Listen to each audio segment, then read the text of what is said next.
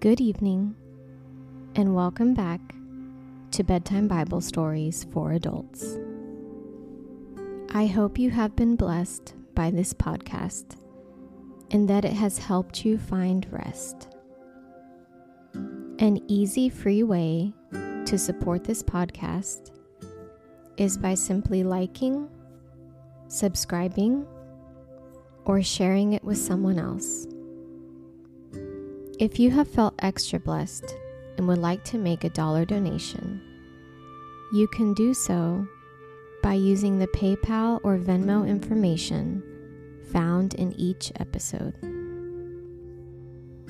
Tonight, we continue the inspiring story of Joseph. We left off in part 2 with the severe famine spreading all throughout Egypt. Listen to hear how the famine brings Joseph's brothers back into the picture. Sweet dreams.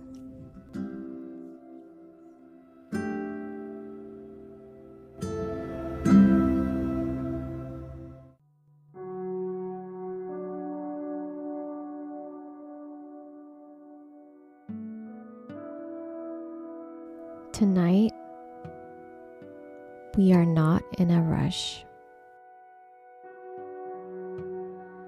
We are not in a rush to fall asleep.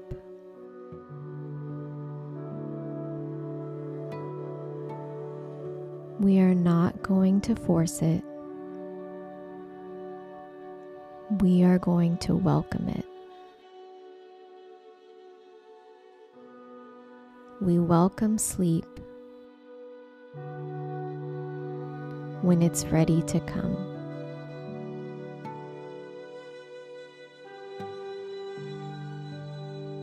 Our entire body can relax, both inside and outside.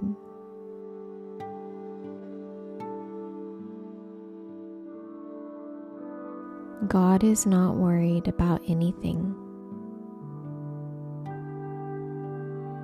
He is here next to us. Jesus is next to us. And so is our angel.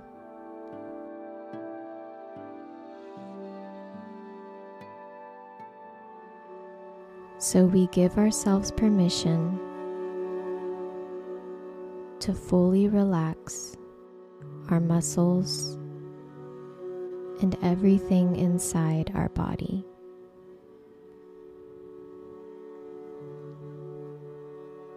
And we allow sleep to come.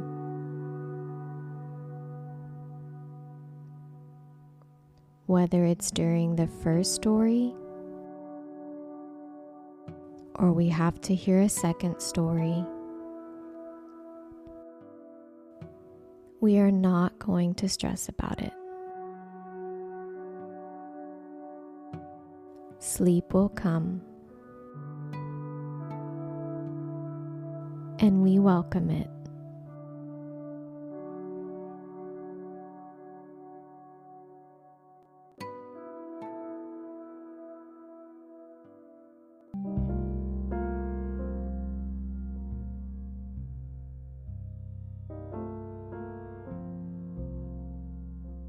When Jacob heard that grain was available in Egypt, he said to his sons, "Why are you standing around looking at one another? I have heard there is grain in Egypt. Go down there and buy enough grain to keep us alive. Otherwise, we'll die." So Joseph's 10 older brothers went down to Egypt to buy grain.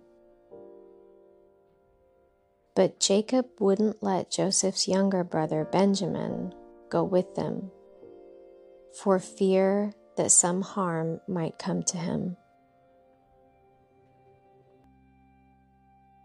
So Jacob's sons arrived in Egypt, along with others, to buy food, for the famine was in Canaan as well. Since Joseph was governor of all Egypt and in charge of selling grain to all the people, it was to him that his brothers came. When they arrived, they bowed before him with their faces to the ground.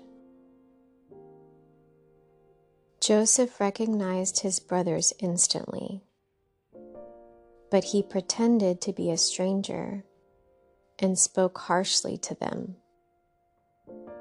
"Where are you from?" he demanded. "From the land of Canaan," they replied. "We have come to buy food." Although Joseph recognized his brothers, they didn't recognize him. And he remembered the dreams he'd had about them many years before. He said to them, "You are spies. You have come to see how vulnerable our land has become." "No, my lord," they exclaimed. "Your servants have simply come to buy food. We are all brothers, members of the same family. We are honest men, sir. We are not spies." "Yes, you are," Joseph insisted. "You have come to see how vulnerable our land has become." "Sir," they said, "there are actually 12 of us. We, your servants, are all brothers, sons of a man living in the land of Canaan. Our youngest brother is back there with our father right now, and one of our brothers is no longer with us."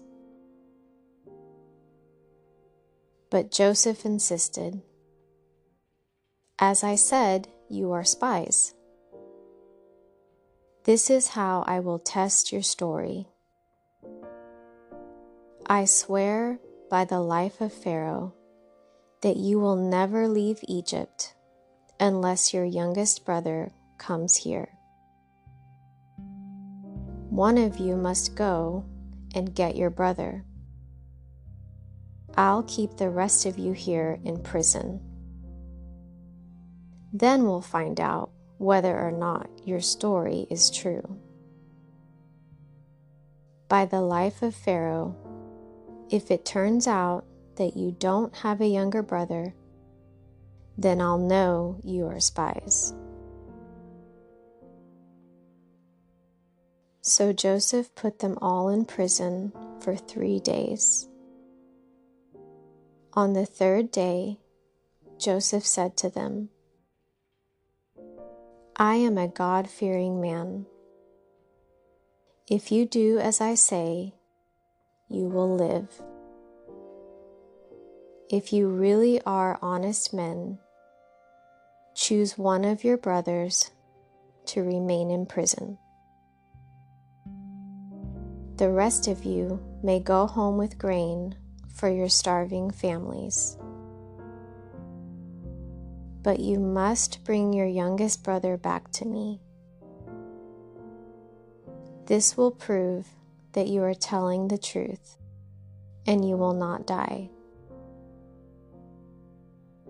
To this, they agreed. Speaking among themselves, they said, "Clearly, we are being punished because of what we did to Joseph long ago. We saw his anguish when he pleaded for his life, but we wouldn't listen. That's why we're in this trouble. "Didn't I tell you not to sin against the boy?" Reuben asked. "But you wouldn't listen. And now we have to answer for his blood." Of course, they didn't know that Joseph understood them, for he had been speaking to them through an interpreter. Now he turned away from them and began to weep. When he regained his composure, he spoke to them again. Then he chose Simeon from among them and had him tied up right before their eyes. Joseph then ordered his servants to fill the men's sacks with grain. But he also gave secret instructions to return each brother's payment at the top of his sack. He also gave them supplies for their journey home. So the brothers loaded their donkeys with the grain and headed for home. But when they stopped for the night, and one of them opened his sack to get grain for his donkey, he found his money in the top of his sack. "Look," he exclaimed to his brothers, "my money has been returned. It's here in my sack." Then their hearts sank. Trembling, they said to each other, "What has God done to us?"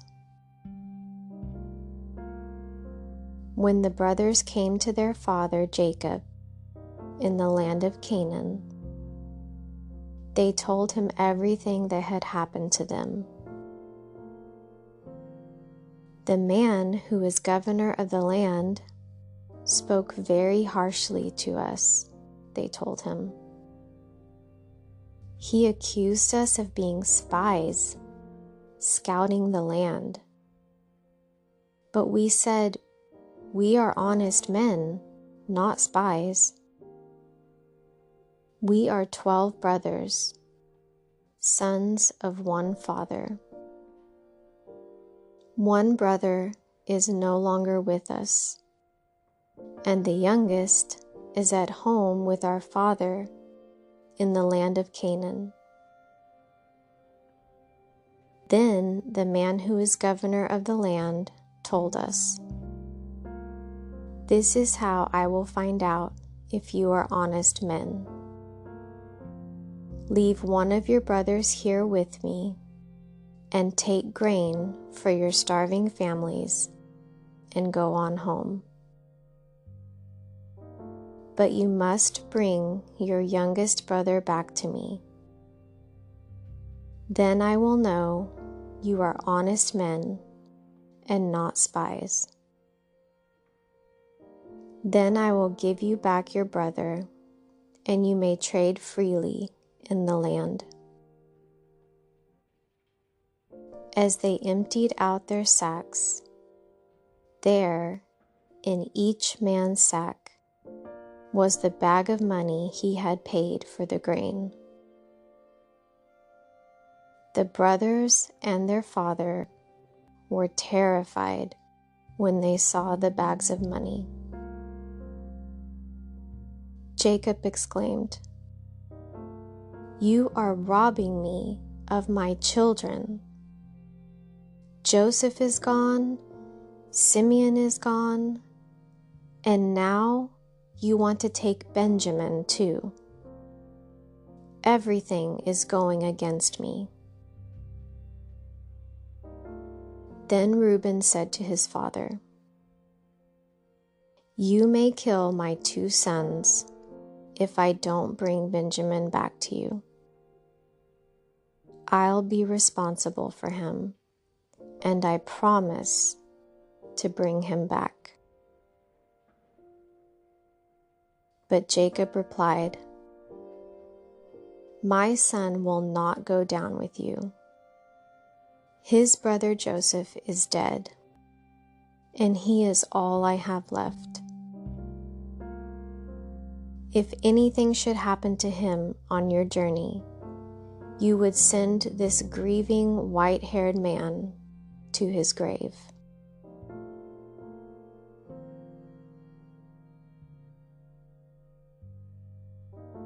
But the famine continued to ravage the land of Canaan. When the grain they had brought from Egypt was almost gone, Jacob said to his sons, "Go back and buy us a little more food." But Judah said, "The man was serious when he warned us. You won't see my face again unless your brother is with you. If you send Benjamin with us, we will go down and buy more food. But if you don't let Benjamin go, we won't go either." Remember, the man said, "You won't see my face again unless your brother is with you." "Why are you so cruel to me?" Jacob moaned. "Why did you tell him you had another brother?" "The man kept asking us questions about our family," they replied. "He asked, 'Is your father still alive? Do you have another brother?' So we answered his questions. How could we know he would say, 'Bring your brother down here'?" Judah said to his father, "Send the boy with me, and we will be on our way.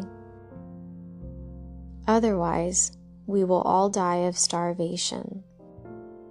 And not only we, but you and our little ones. I personally guarantee his safety. You may hold me responsible if I don't bring him back to you. Then let me bear the blame forever." If we hadn't wasted all this time, we could have gone and returned twice by now. So their father Jacob finally said to them, "If it can't be avoided, then at least do this. Pack your bags with the best products of this land.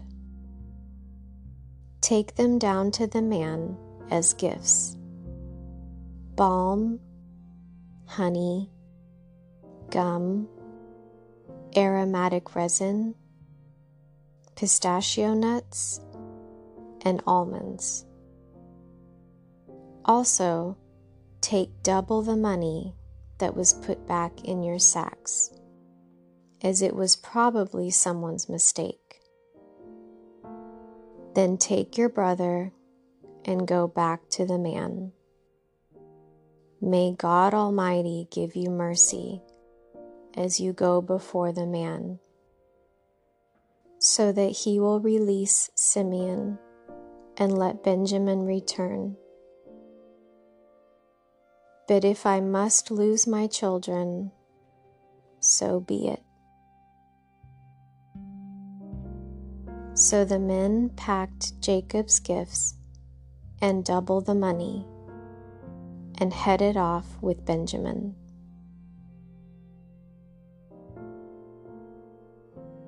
They finally arrived in Egypt and presented themselves to Joseph. When Joseph saw Benjamin with them, he said to the manager of his household, "These men will eat with me this noon. Take them inside the palace. Then go slaughter an animal and prepare a big feast. So the man did as Joseph told him and took them into Joseph's palace. The brothers were terrified when they saw that they were being taken into Joseph's house. "It's because of the money someone put in our sacks last time we were here," they said. "He plans to pretend that we stole it. Then he will seize us, make us slaves, and take our donkeys." The brothers approached the manager of Joseph's household and spoke to him at the entrance to the palace. "Sir," they said, "we came to Egypt once before to buy food. But as we were returning home, we stopped for the night and opened our sacks. Then we discovered that each man's money, the exact amount paid, was in the top of his sack. Here it is. We have brought it back with us. We also have additional money to buy more food. We have no idea who put our money in our sacks." "Relax. Don't be afraid," the household manager told them. "Your God, the God of your father, must have put this treasure into your sacks. I know I received your payment." Then he released Simeon and brought him out to them. The manager then led the men into Joseph's palace. He gave them water to wash their feet and provided food for their donkeys. They were told they would be eating there, so they prepared their gifts for Joseph's arrival. When Joseph came home, they gave him the gifts they had brought him, then bowed low to the ground before him. After greeting them, he asked, "How is your father, the old man you spoke about? Is he still alive?" "Yes," they replied. "Our father is alive and well." And they bowed low again. Then Joseph looked at his brother Benjamin, the son of his own mother. "Is this your youngest brother, the one you told me about?" Joseph asked. "May God be gracious to you, my son." Then Joseph hurried from the room because he was overcome with emotion for his brother. He went into his private room, where he broke down and wept. After washing his face, he came back out, keeping himself under control. Then he ordered, "Bring out the food." The waiters served Joseph at his own table, and his brothers were served at a separate table. The Egyptians who ate with Joseph sat at their own table, because Egyptians despise Hebrews and refuse to eat with them. Joseph told each of his brothers where to sit, and to their amazement, he seated them according to age, from oldest to youngest. And Joseph filled their plates with food from his own table. giving Benjamin 5 times as much as he gave the others. So they feasted and drank freely with him.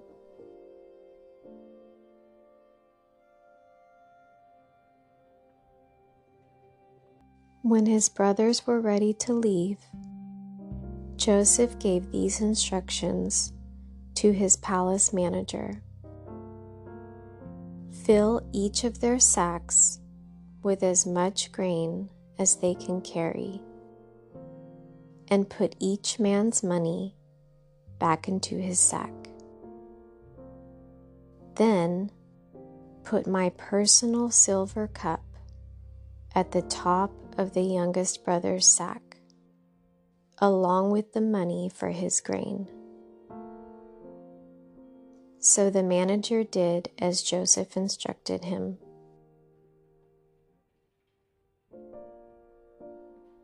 The brothers were up at dawn and were sent on their journey with their loaded donkeys.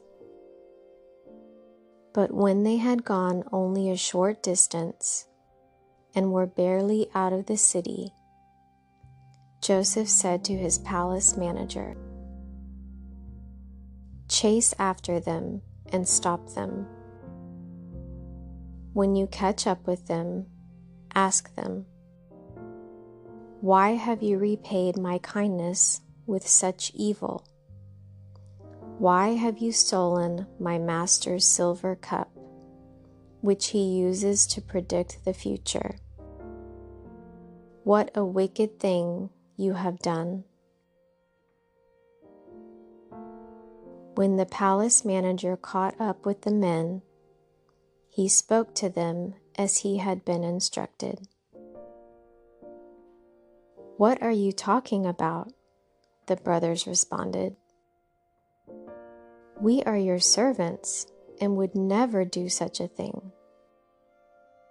Didn't we return the money we found in our sacks? We brought it back all the way from the land of Canaan. Why would we steal silver or gold from your master's house? If you find his cup with any one of us, let that man die, and all the rest of us, my lord, will be your slaves." "That's fair," the man replied, "but only the one who stole the cup will be my slave. The rest of you may go free." They all quickly took their sacks from the backs of their donkeys and opened them. The palace manager searched the brothers' sacks, from the oldest to the youngest, and the cup was found in Benjamin's sack. When the brothers saw this, they tore their clothing in despair. Then they loaded their donkeys again and returned to the city.